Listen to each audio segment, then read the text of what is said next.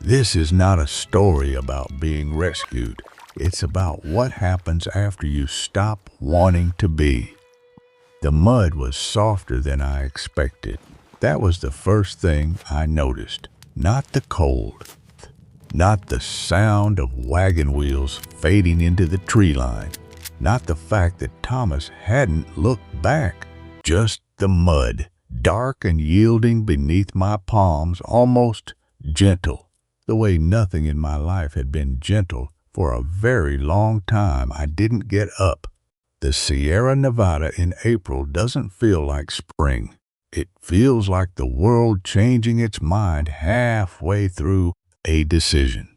Snow still clung to the upper ridges, dirty and gray, melting in slow, reluctant sheets that turned every trail into a wound. The air smelled of wet pine bark and iron-cold water, and the particular loneliness of high places. I sat in the middle of it and felt nothing. That was the part I couldn't explain. Not then, not later, when people would ask what it was like. They expected fear. They expected rage.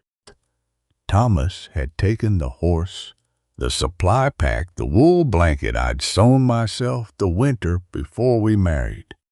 He had left me 14 miles from the nearest town on a trail that the snowmelt had already begun to swallow. He had done it quietly. That was the thing about Thomas. He never raised his voice. He never had to.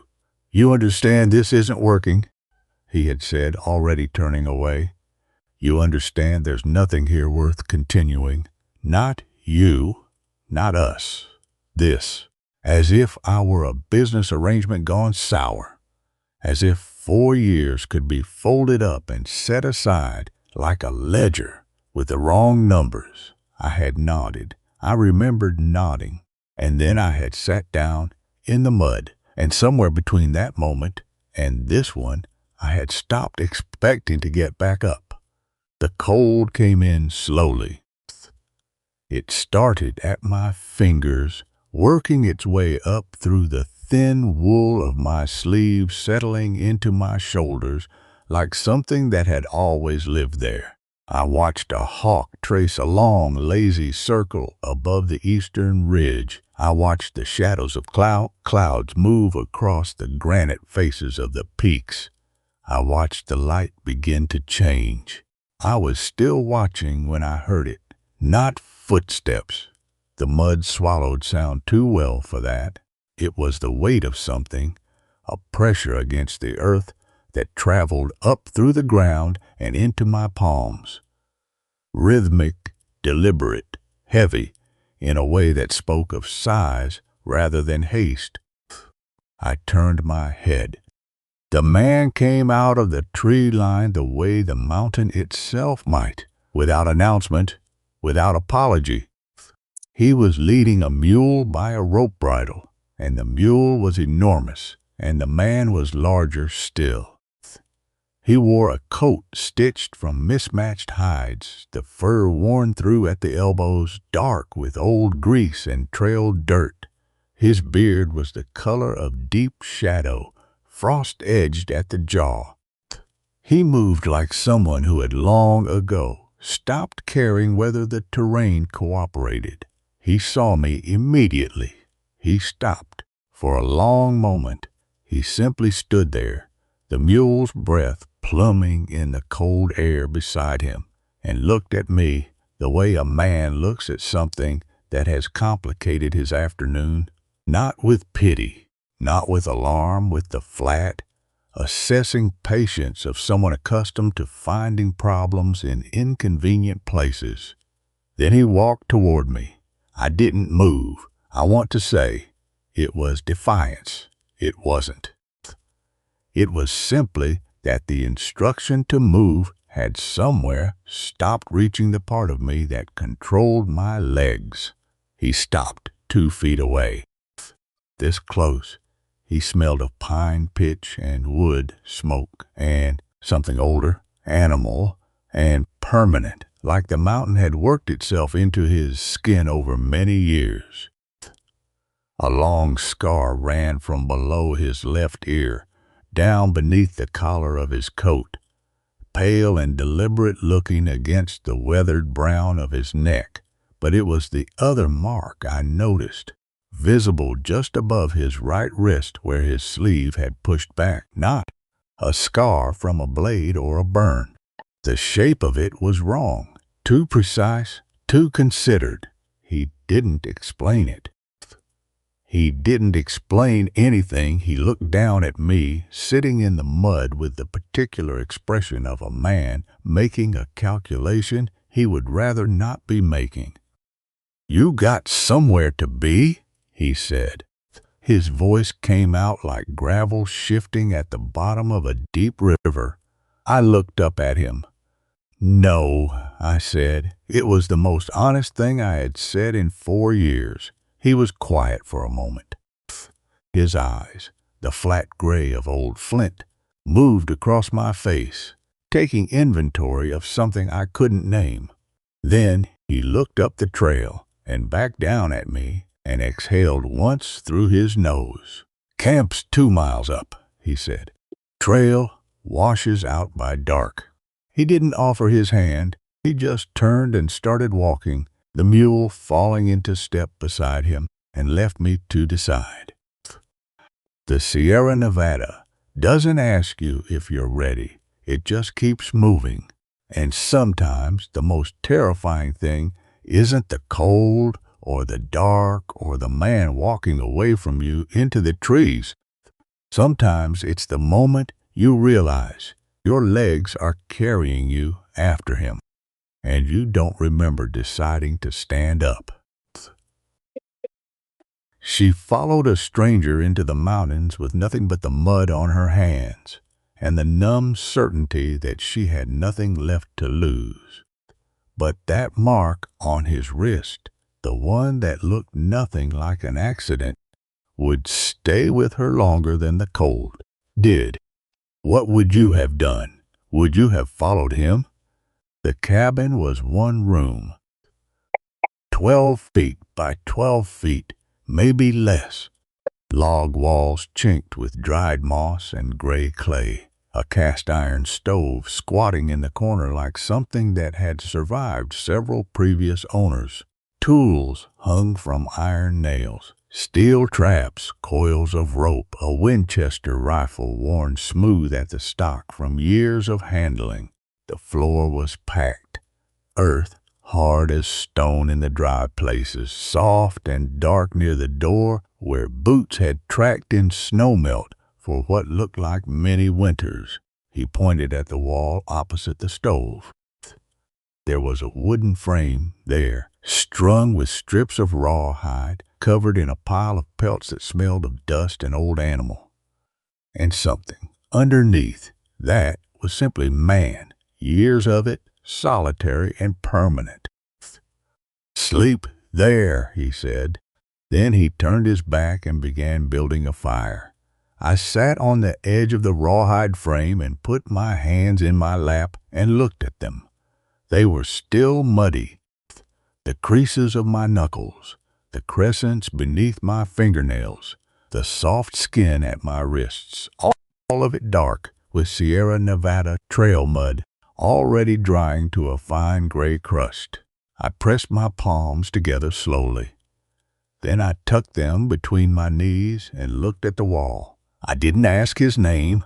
I didn't ask where we were. I didn't ask what came next. There was a time when I would have, a time when I filled silences, because silence felt like danger, when I read every shift in a man's posture like a weather system, calculating. 4 years of marriage to Thomas had not beaten that instinct out of me. It had done something quieter and more complete. It had simply exhausted it. The fire caught. The smell of wood smoke filled the cabin, sharp and resinous and almost unbearably ordinary. He moved around the small space with the economy of someone who had long ago mapped every inch of it. He hung his coat on a nail. He checked the latch on the door. He lifted the lid of a cast iron pot on the stove, looked inside, added water from a tin bucket. He did not look at me. I found that I didn't mind. After a while, the smell changed from wood smoke to something heavier, meaty and thick with wild herbs I couldn't name. My stomach contracted. A small involuntary thing, animal and embarrassing. He ladled the contents of the pot into a tin bowl, set it on the floor beside the bed frame, straightforward. No ceremony. Eat, he said. I looked at the bowl. The broth was dark, almost black in the low light, with chunks of meat and what looked like dried onion and something green floating at the surface. Steam rose from it in a thin, wavering column. I looked at it for a long time. Thomas had had opinions about how I ate, about how much, and when, and whether I was grateful enough for the having of it. By the end, I had learned to wait, for permission, for mood, for the particular quality of silence. That meant it was safe to reach for something. My hands stayed between my knees. The man, I didn't know his name yet, had gone back to the stove. He wasn't watching me. He wasn't waiting for anything. He simply moved through his own evening as if I were a piece of furniture that had arrived unexpectedly, and he had decided, provisionally, to work around. The broth cooled. I watched the steam slow and thin and finally disappear. Somewhere outside, meltwater dripped from the eaves in a steady, patient rhythm. Drip, drip, drip. The fire ticked and settled. My hands were still tucked between my knees when he finally spoke again, not looking up from the trap he was examining. Goes cold. It's wasted meat. Not an order. Not a threat. Just a fact delivered to the middle distance. Take it or leave it. My right hand moved before I decided to move it. There's a particular kind of hunger that has nothing to do with food. It's the hunger for permission, to want something, to reach for it, to believe you're allowed. Maren had forgotten she had it. The question was whether one bowl of cold broth in a stranger's cabin was enough to remember. What does it take to reach for something again, when reaching has only ever cost you? His name was Colt. I learned it the third morning. Not because he told me, but because I found it carved into the underside of the bed frame. Shallow, deliberate letters pressed into the wood with the point of a knife. Colt, and beneath it, a date, 1871, and beneath that, two smaller letters I didn't ask about. I ran my thumb over them once. Then I tucked my hands back into my lap and didn't mention it. The days settled into a rhythm, the way cold water settles slowly, finding its own level. He woke before light. I woke when the fire died down and the cold came through the pelts like a slow press of iron against my ribs. He was already there, already moving coffee boiling on the stove, the Winchester leaning against the wall by the door. He didn't make conversation. Neither did I. We moved around each other in the small space, with the careful geometry of two people who understood that 12 feet left no room for mistakes. He took the left side of the cabin. I took the right. The stove belonged to both of us and to neither. Outside, the Sierra Nevada continued its slow, indifferent thaw. I could hear it at night, the deep subterranean groan of snowpack shifting on the upper ridges, the distant crack of ice, releasing its grip on granite, the steady drip and rush of meltwater finding new channels through the mountain. It was not a peaceful sound. It was the sound of something large giving way. On the fifth day, Colt went to check the trail. I watched him go from the doorway, his broad back disappearing into the tree line, the mule trailing behind him, their breath rising in identical white clouds in the cold morning air. The forest closed around them, and the silence that followed was the particular silence of high places in early spring. Immense, indifferent. I went back inside and washed the breakfast bowls. He was gone 4 hours. When he came back wrong. Not obviously. He didn't limp. His face held its usual expression of granite flat assessment. But he moved to the stove and stood with his back to me for longer than necessary. And when he finally turned around to hang his coat, his right sleeve caught on the nail and pulled back past his wrist. I saw it clearly for the first time, not a blade scar, not a burn. The mark sat just above the inside of his wrist, pale and deliberate against the weathered skin, a shape that my mind kept trying to categorize and kept failing. Too precise for an accident, too considered for a fight. The edges of it had the smooth, settled look of something very old and very permanent. He noticed me looking. His sleeve came down, one smooth, unhurried motion. Neither of us said anything. He set his hat on the nail and moved to the stove and ladled himself coffee and said, without turning around, "Trail's gone." I set down the bowl. I was drying. Gone. Snowmelt took the lower crossing. 3 feet of water over the rocks. Moving fast, he drank. "Won't firm up for 2 weeks, maybe 3. The words landed in the quiet cabin and stayed there. 2 weeks. 3.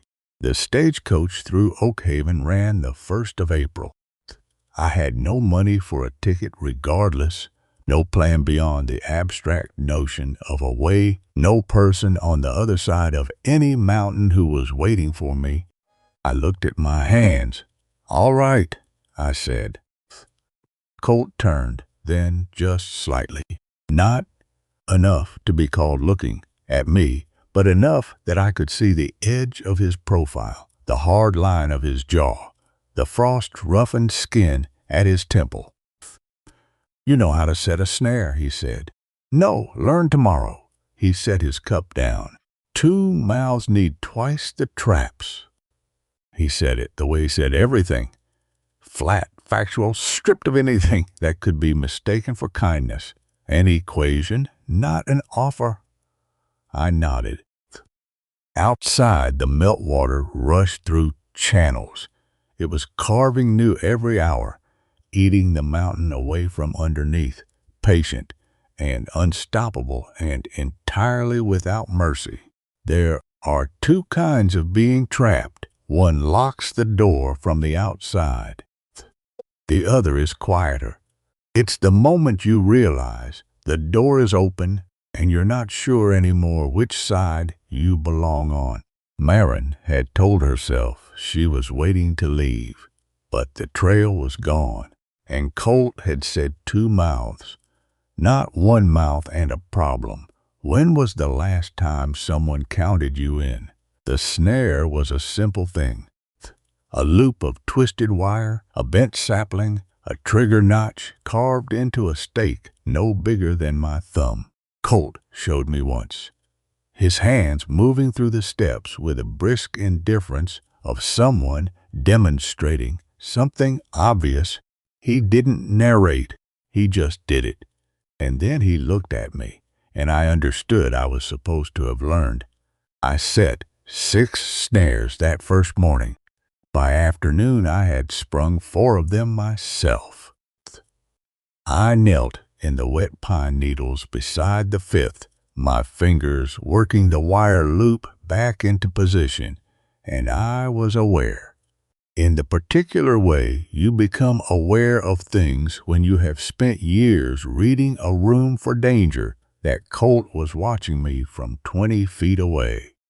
Not hovering, not correcting, just watching with the flat, patient attention. He gave most things the way a man watches weather. I reset the loop, pressed the trigger stake back into the soft earth. It held. I moved to the 6th. He didn't say anything. He picked up his own line of traps and moved further up the ridge, and I listened to the sound of his boots in the wet undergrowth until I couldn't hear them anymore. And then I sat back on my heels and looked at my hands. Mud again. Pine resin dark under my fingernails. A small cut along my left index finger from the wire. I pressed my palms together and held them there for a moment, then tucked them into my coat pockets and stood up. The days that followed had a texture I hadn't expected. Not comfort, not safety. Something more provisional than either, a kind of functional neutrality like a wound that has stopped bleeding but hasn't yet decided whether to heal. We worked, we ate. We slept on opposite sides of the cabin, with the stove between us and the mountain, pressing in from all directions, patient and enormous and entirely uninterested in either of us. I watched him the way I had learned to watch all men carefully, from the edges of my vision. Never directly cataloging, he was methodical in a way that had nothing performative about it. He sharpened his knife every evening, the same number of strokes on each side, the blade tilted at an angle so consistent it might have been measured. He checked the Winchester every morning before he opened the door, not with anxiety, but with the quiet habit of someone for whom preparation was simply the cost of continuing. He ate without comment. Everything, whatever, was in the bowl, no expression of preference or complaint. He did not watch me back. That was the thing I kept returning to in the long, quiet hours when the fire was low and the meltwater sang its cold, rushing song outside. He was aware of me. I was certain of that. He registered my movements, the way an animal registers the movements of another animal sharing its territory. Constant low-level attention beneath the surface of apparent indifference. But he did not study me, did not catalog me. It made me feel in a way I had no language for, slightly less like a problem to be managed. The trouble with the traps came on the 9th day. I had been checking the lower line alone. Colt trusted me with that much. By then, the lower line, the easier terrain, when I found the 4th snare sprung and empty and the wire chewed through clean. Not a rabbit. The gauge of the chew marks, the size of the tracks, pressed into the mud surrounding it. Something larger had come through. A fox, maybe, maybe not. The 5th snare was the same.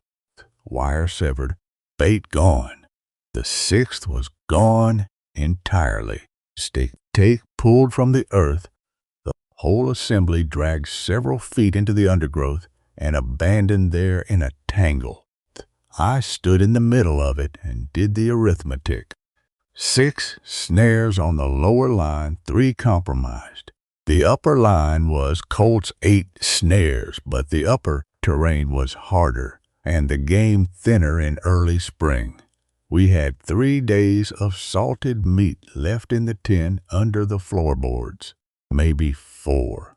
If I stretched the broth, I gathered the ruined wire and walked back up to the cabin. Colt was at the workbench, fletching an arrow with the focused stillness he brought to all fine work. He didn't look up when I came in. I set the tangled wire on the table beside him. He looked at it, looked at me. "Something worked the lower line," I said. "3 snares gone. Chew marks on the wire, too big for a rabbit." He picked up one of the severed ends, examined it, set it down. "Martin," he said, "maybe fish or cat. We have 4 days of meat." 3. He went back to the arrow. "I counted this morning." The correction landed without cruelty, just precision, and somehow that was worse. 3 days.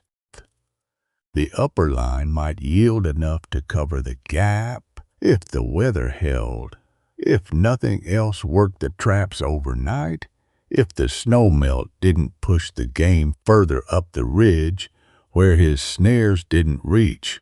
I stood in the middle of the cabin with the useless wire in my hands. I had done this. My inexperience, my clumsy resets, the way I had probably left my scent on half the trigger stakes. 3 days of food and a coming gap and a mountain that was still deciding whether spring was worth the effort. I waited for the anger. Colt set down the arrow, stood up, took his coat from the nail. "I'll run the upper line before dark," he said. "Reset what I can." He paused at the door. "Soak the wire in the creek before you reset it next time. Kills the scent." He went out. The door closed behind him with its familiar heavy groan. I looked at my hands. The cut on my index finger had opened again from the cold, a thin, dark line across the first knuckle. He hadn't hit me. He hadn't raised his voice. He had picked up his coat and gone back out into the cold to fix the problem. I sat down on the edge of the bed frame and pressed my palms flat against my thighs and stared at the floor for a long time. Outside, his boots faded up the ridge. The fire ticked. The meltwater ran. I was still sitting there when he came back. 2 hours later, a brace of rabbits hanging from his fist, snow in his beard, saying nothing at all. It happened on a Tuesday. I only knew it was Tuesday because Colt kept a tally on the wall beside the stove. Small vertical marks in sets of 7 scratched into the log with his knife. I had been counting them without meaning, to the way you count things when you have nothing else to measure time by. We were mending traps. He sat at the workbench. I sat on the floor near the stove with a pile of wire and a pair of pliers, working the crimped ends back into shape the way he had shown me. The fire was low.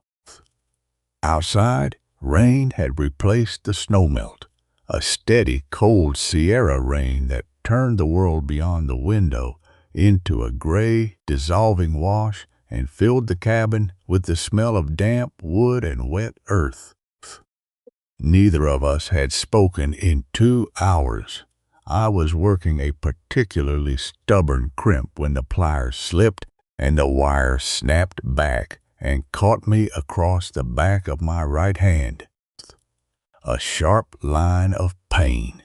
I pulled my hand back instinctively, pressing it against my chest, and the small involuntary sound I made, barely a sound, just breath pushed hard through my teeth, was enough.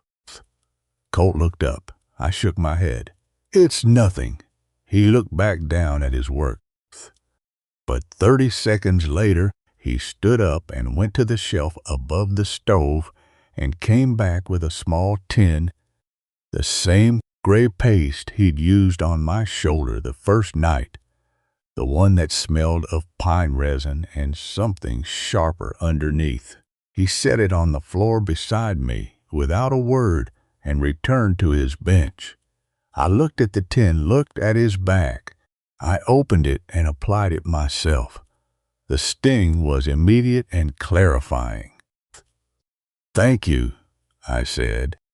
He made a sound that wasn't quite acknowledgement and wasn't quite dismissal, somewhere in between. I was beginning to understand his version of your welcome. We ate late that night. the rain still hammering the roof, the cabin sealed against the dark. I had made a proper broth for once, the rabbit stretched with dried beans and the last of the wild onions he kept in a sack by the door, something that actually smelled like food rather than desperation. He ate the whole bowl then. He set it down and looked at the fire for a while. "You cook better than you trap," he said. It was the closest thing to a compliment he had offered in 2 weeks. I looked at my hands, wrapped around my own bowl. I had more practice with one than the other. The silence that followed was different from the usual silence, less empty. "Your husband," he said. Not a question, not quite. I kept my eyes on the fire. He wasn't the cooking type. Colt didn't respond. The rain filled the space where a response might have gone, steady and indifferent. He wasn't the anything type, I said. He was just very good at explaining why everything was reasonable. I hadn't meant to say that much. The words had come out of the warmth and the rain and the unguarded quality of the late hour, and I felt them leave me with the particular cold that follows, saying a true thing out loud for the first time. Colt was quiet for a long moment. Then he set his bowl on the floor and pushed back the right cuff of his shirt. He held his wrist toward the firelight. I looked. The mark was a brand. I understood that now, seeing it clearly, the deliberate shape of it, the smooth-edged permanence. A letter. Or what had been a letter once before someone had taken a knife to it afterward, carefully, over a long time, working the scar tissue into something illegible. The original shape still visible underneath if you knew to look. If you looked the way I was looking now. "Andersonville," he said. The word landed in the cabin, like a stone dropped into still water. I knew the name. Everyone knew the name. The Confederate prison camp in Georgia. 13,000 Union men dead inside its walls. The ones who came back changed in ways that didn't have names yet. "They branded deserters," he said. His voice was flat, factual. The same voice he used for trap counts and weather and the number of days until the trail cleared. "I wasn't a deserter. Didn't matter." He pulled his sleeve back down. Took me 3 years to make it unreadable. He picked up his bowl again. Seemed important at the time. I looked at the fire. My hands were in my lap, pressed together, the knuckles of my right hand still faintly stinging from the wire cut and the paste. I was aware of them in the way I was always aware of them.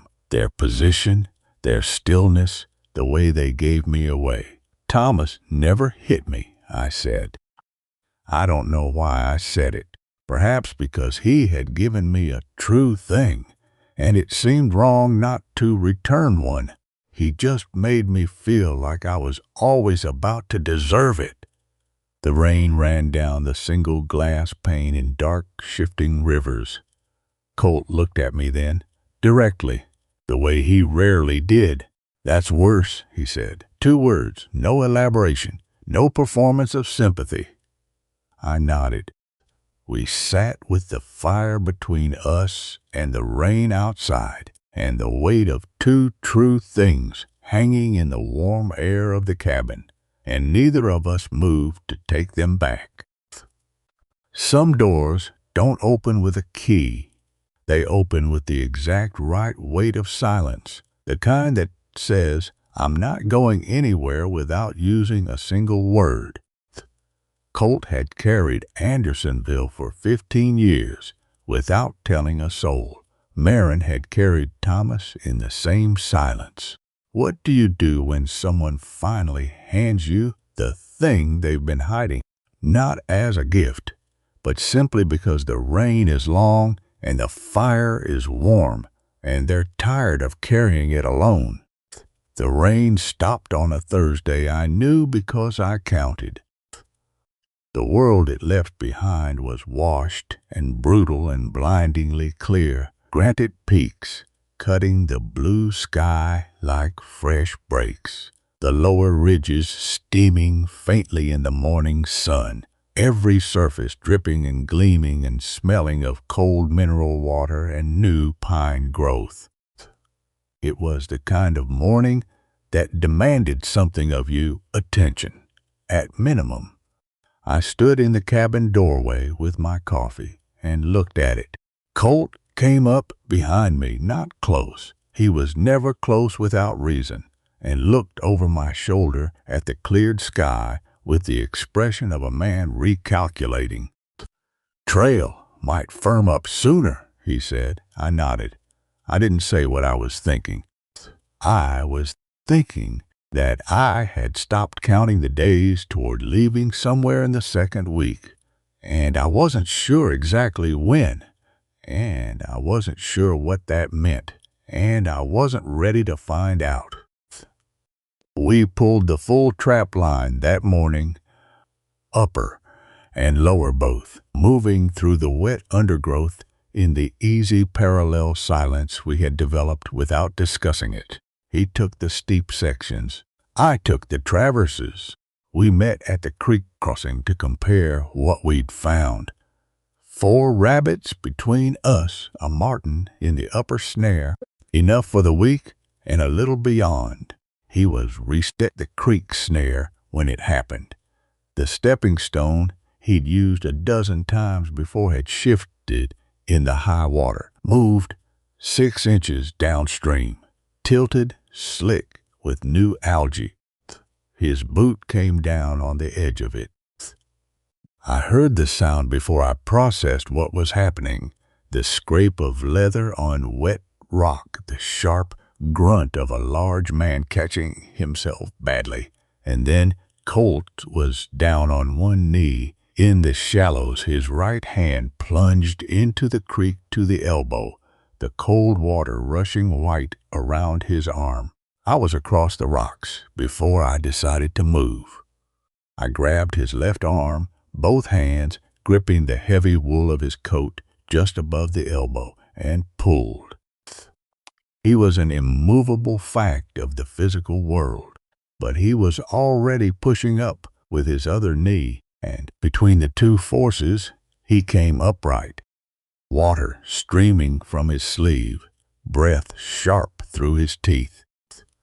We stood on the bank. His arm was still in my hands. I was aware of this with a clarity that had nothing to do with thought. My fingers around the wet wool of his coat, the solidity of him under the fabric, the dense, unmoving reality of a man who had survived things that should have finished him. My knuckles were white. I let go, stepped back. Colt looked at his soaked arm, then at me. I had reached for him, without calculating, without waiting, without tucking my hands away. First, I had just moved. The expression on his face was not readable in any way I had words for. Not gratitude, not surprise, something quieter than either. He looked at the place where my hands had been on his arm, and then he looked at my face, and then he looked at the creek. "Snare's still set," he said. "Good," I said. We walked back up to the cabin without speaking. He didn't change his shirt immediately. He set the game on the workbench and stood by the stove, holding his wet sleeve over the heat, steam rising from the wool. In thin gray wisps, I hung the rabbits. I skinned the marten. I kept my eyes on my work and my hands busy, and my breathing. Even I was nearly done with the second rabbit when I heard him say my name. Not hey, not a sound in the back of his throat. My name. I turned. He was holding something out. His hand extended toward me, palm up the way you'd offer something to an animal you weren't sure of yet. In his palm sat a small piece of carved wood, no bigger than my thumb, shaped over what must have been many evenings into the rough form of a hawk, wings folded, head angled down. The kind of hawk that circles high ridges in the early morning looking for thermals. The kind I watched from the doorway sometimes when the sky was clear. It was not a fine piece of work. It was the work of a man with a knife and long winter evenings and no particular audience in mind. But the proportions were right, and there was something in the angle of the head. That particular forward tilt of attention, that was exactly true. I took it from his palm. Our fingers didn't touch, but they almost did. I turned the small carved hawk over in my hands, ran my thumb along the folded wing. It smelled of hickory and knife oil, and the particular wood smoke scent that had worked itself into everything in the cabin, including, by now, me. "Thank you," I said. He turned back to the stove. It was late afternoon when the mule startled. I heard it from inside, the sudden hard stamp of hooves, the snort of an animal that has caught something on the wind it doesn't recognize. Colt heard it too. He was at the door before I processed the sound, the Winchester already in his hand, not hurried, just immediate. The way breathing was immediate. He stood in the doorway for a long time. I came to stand behind him, far enough back to be out of the way, close enough to see past his shoulder. The tree line was still. The trail below the cabin, visible now that the snowmelt had receded, was empty. The afternoon light lay long and gold across the wet granite, peaceful and indifferent. But the mule didn't settle. It stood at the edge of the lean, with its ears hard forward, nostrils wide, staring at a fixed point in the lower tree line with the absolute focused attention of an animal that knows something is there. Colt's jaw tightened, a small movement, almost nothing. "Get inside," he said quietly. "What is it?" He didn't answer.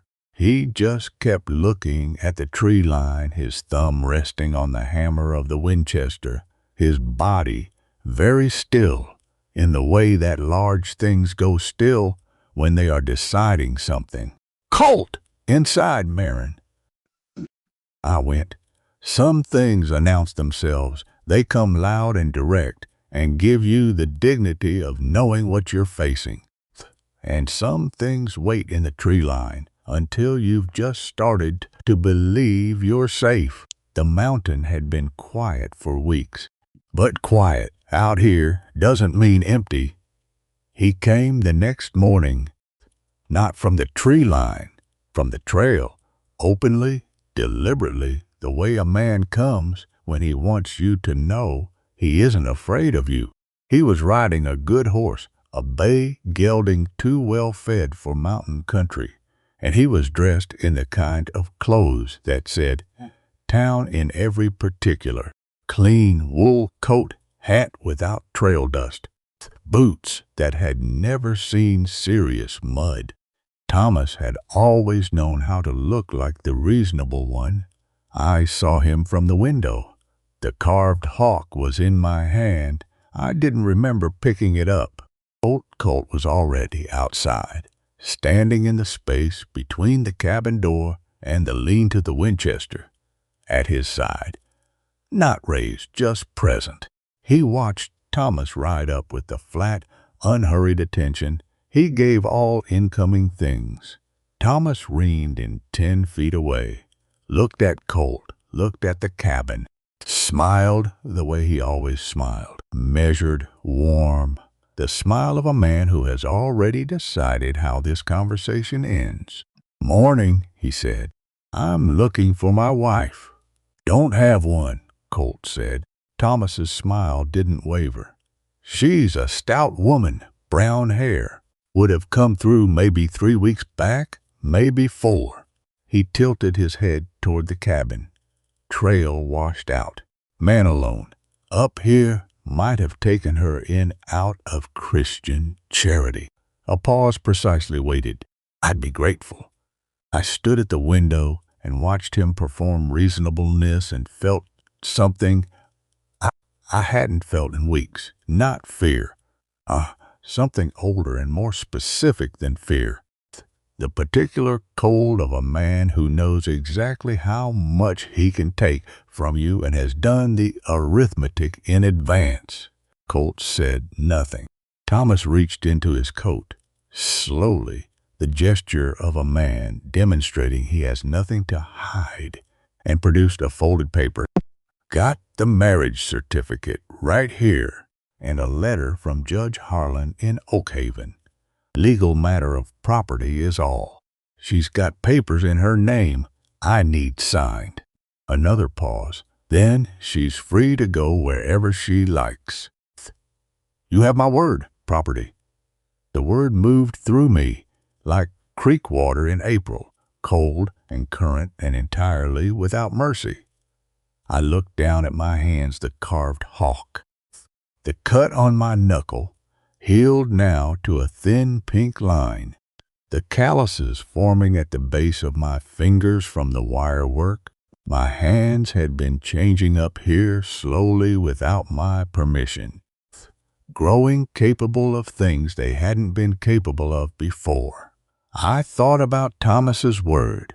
I thought about 4 years of his word. I went to the door. Colt turned his head slightly when he heard it open. Not enough to take his eyes off Thomas, just enough to register that I was there. A small recalibration. He moved a half step to the left, creating space beside him, without making a production of it. I stepped out and stood in that space. Thomas looked at me. His expression did the thing it always did when he was recalculating. A flicker, quickly smoothed, quickly replaced by the warm, reasonable smile. Maren, thank God. He pressed a hand to his chest. I've been out of my mind with worry. I said nothing. I know we left things badly, he continued, his voice dropping to the register. He used for apologies, intimate, slightly injured. The voice of a man being very patient with an unreasonable situation. I wasn't in my right mind. The pressure of the season, the finances. He shook his head. A man makes mistakes. I'd like the chance to make it right. The morning air was cold and smelled of pine resin and wet earth, and somewhere above us, a hawk was making its long, slow circle against the blue. I watched Thomas' hands on the reins. Easy, relaxed, the hands of a man who has never once in his life had to hide them.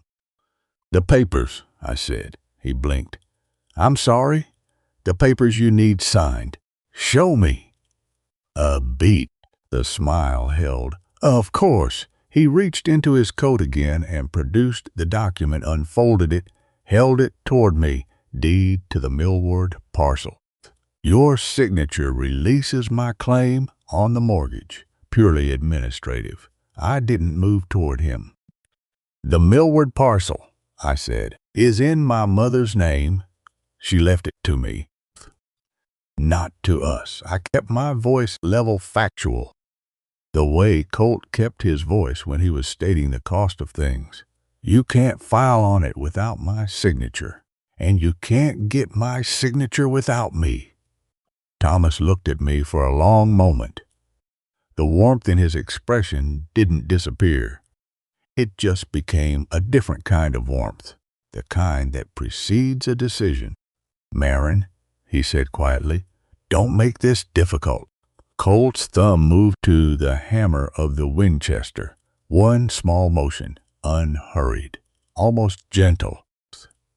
Thomas looked at it, looked at Colt, looked back at me, and I watched him recalculate again. The distance, The terrain, the particular quality of stillness in the large man standing beside me. "I'll be back," Thomas said pleasantly. "With the judge this time." He took the gelding and rode back down the trail without hurrying, his back straight, his hat level, the posture of a man who has simply decided to try a different approach. We watched him go. When the tree line swallowed him, Colt lowered the Winchester. I was still holding the carved hawk. My knuckles, I noticed, were not white. There is a particular kind of monster that never raises his voice. That comes with paperwork and a judge's letter and the patient smile of a man who has the law on his side and knows it. Maren had spent 4 years believing that reasonable men were safe men.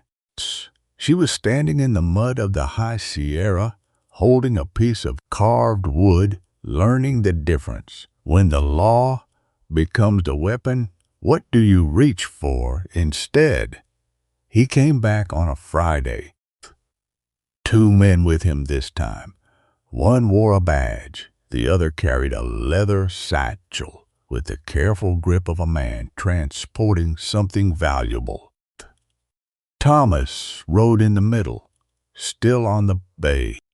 Gelding still dressed for town, still wearing the smile. I watched them come up the trail from the window. Colt was already at the door. I set the carved hawk on the shelf above the stove, carefully, deliberately. Then I smoothed my coat, tucked my hands into my pockets, and went outside. The man with the badge introduced himself as Deputy Connors, Oakhaven. He had the decency to look slightly uncomfortable. The man with the satchel was a land attorney named Fitch, who did not. Thomas dismounted. "Maren," the warm voice. The patient smile. "I brought Judge Harlan's representative, as I said I would. This doesn't have to take long." Fitch opened the satchel and produced a document thicker than the first. "Mrs. Aldridge, this is a writ of spousal authority under California statute. It establishes your husband's legal right to act on behalf of jointly held property." He held it toward me. "Your signature here ends the matter." I looked at the document. "The Millward parcel isn't jointly held," I said. "It was deeded to me before the marriage.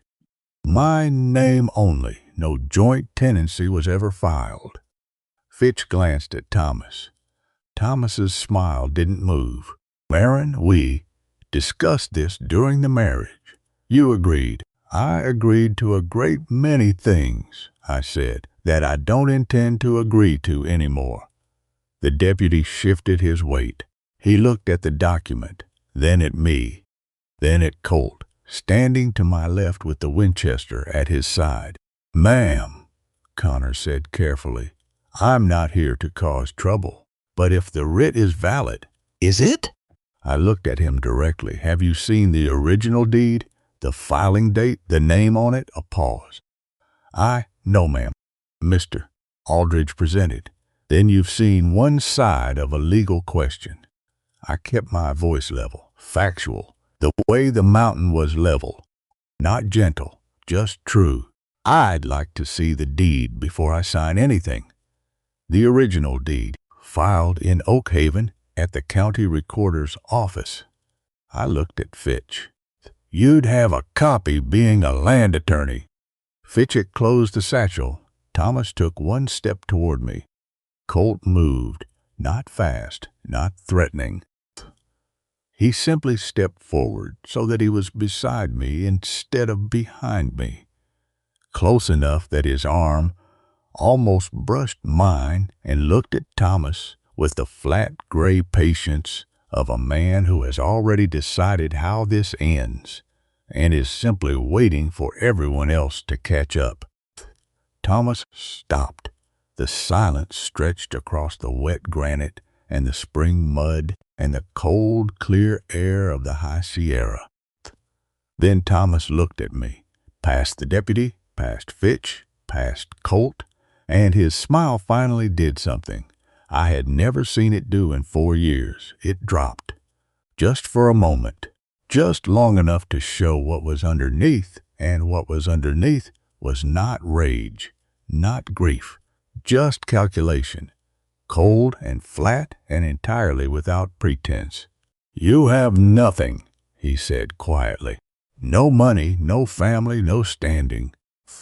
You're a woman living alone with a man you're not married to on the wrong side of the law, and I have a judge's letter and 2 witnesses." His voice was almost gentle. "Sign the paper, Maren. Be sensible." I looked at him. 4 years of his voice in my head. 4 years of "be sensible, and don't make this difficult," and the particular silence that followed when I failed to be either. 4 years of tucking my hands away so he couldn't see them. I took my hands out of my pockets. I held them at my sides, still open. "No," I said, one word. No qualifier. No apology attached to the back of it. Thomas stared at me. "Deputy Connors." I turned to the badge. "I'd like to formally request that you verify the original deed at the Oak Haven Recorder's office before any writ is enforced. That's my legal. Right under the same California statute, mister. Fitch just cited." I kept my eyes on him.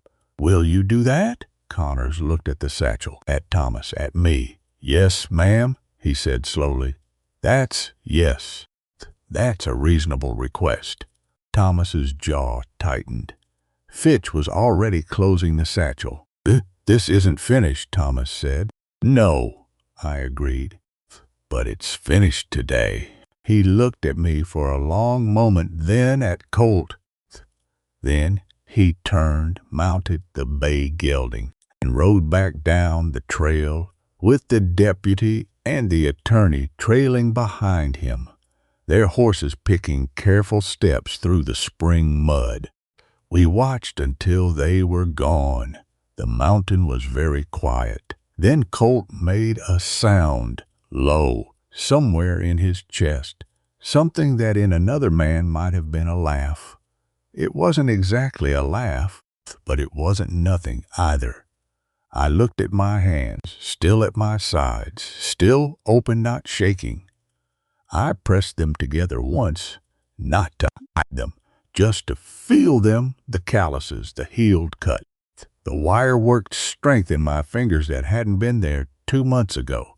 Then I let them fall apart. "Coffee," Colt said. "Yes," I said. We went inside. Strength doesn't announce itself. It doesn't arrive on a particular morning with its boots cleaned and its chin up. It arrives in the moment you take your hands out of your pockets and hold them still and open and say a word you have been swallowing for years. One word. No apology after it. That's all it takes. And that's everything it takes. Spring came properly the following week, not gently. The Sierra Nevada didn't do gentle. It came the way everything came up here, all at once, without apology. The snowpack on the upper ridges released in long white sheets that turned the creeks into small rivers. The dead brown grass along the south-facing slopes went green almost overnight.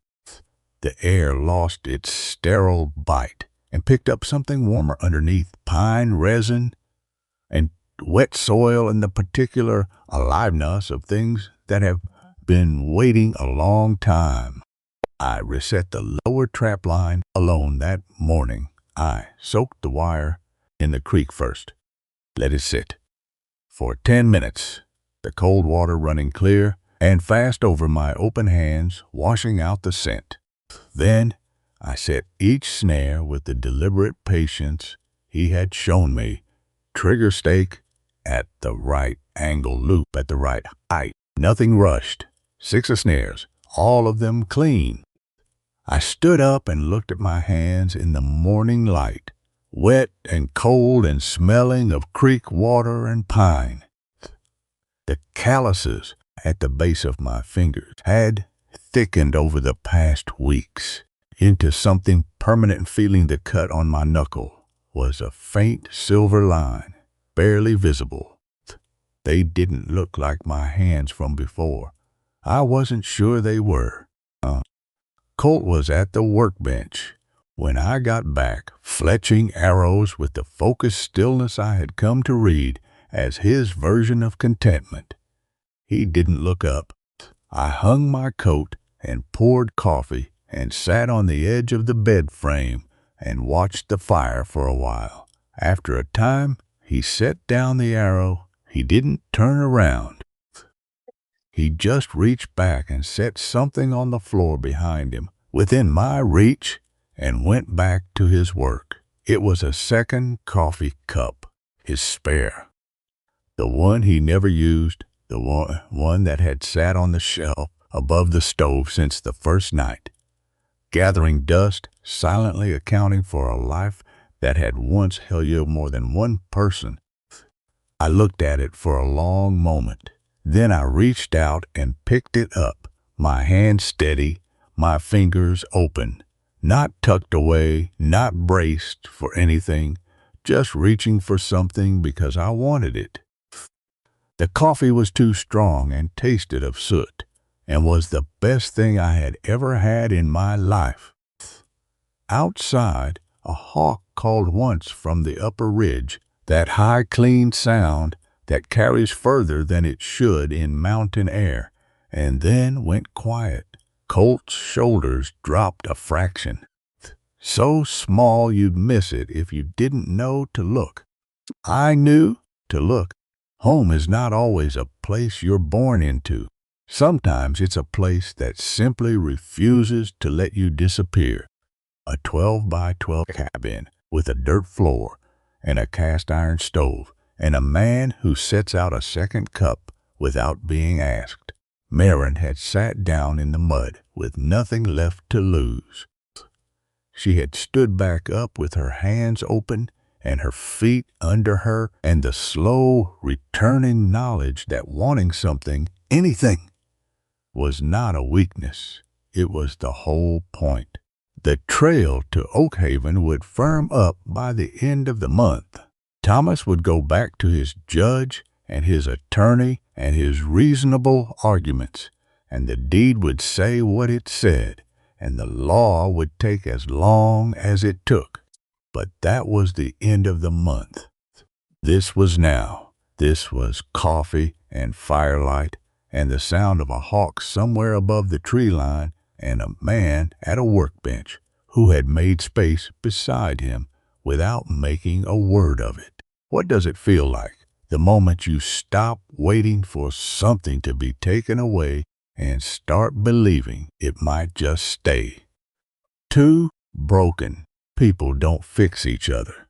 That's not how it works. What they do, if they're lucky, if they're stubborn, if the mountain is patient enough, is sit in the same room long enough to remember that being human isn't something you lose forever. It's something you find again, quietly in a second cup of coffee, in hands that finally stop hiding. Which part of Maren's journey stayed with you most? And if you'd sat down in that mud, do you think you would have gotten back up? Next time, the deed, the judge, and something Colt has been carrying since 1871 that isn't finished with him yet.